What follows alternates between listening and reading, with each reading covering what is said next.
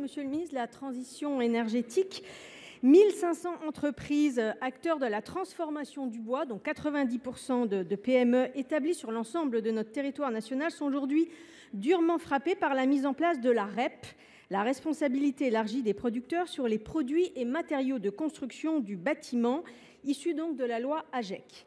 Celle-ci fait en effet peser des risques de blocage des industries françaises, de fraude, mais aussi de recours grandissant aux importations. Pourquoi ? Parce qu'elle induit, pour la prise en charge du recyclage des produits en fin de vie, des tarifs discriminants jusqu'à 6 à 20 fois plus élevés que ceux appliqués, par exemple, pour les structures béton ou acier.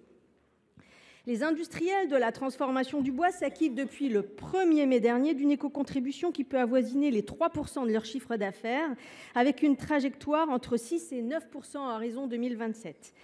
Imposer de tels surcoûts au bois, matériaux renouvelables, de construction et de décarbonation, alors que les enjeux de la planification écologique et de la construction de logements sont devant nous, est un non-sens. En fait, monsieur le ministre, c'est le barème de cette REP qui pose problème parce qu'il n'est pas adapté aux réalités et qu'il doit être revu.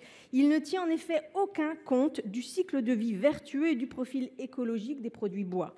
Il ignore, qui plus est, que le bois de déconstruction est déjà aujourd'hui largement trié, valorisé, réutilisé dans la production de panneaux, de palettes ou en biomasse énergie.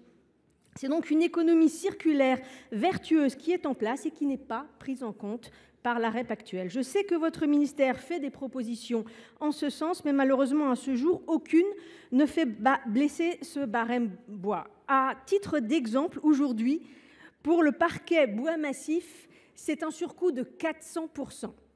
À l'heure de la simplification des normes et de la réindustrialisation de notre pays, monsieur le ministre, qu'allez-vous faire pour préserver la compétitivité de nos entreprises françaises ?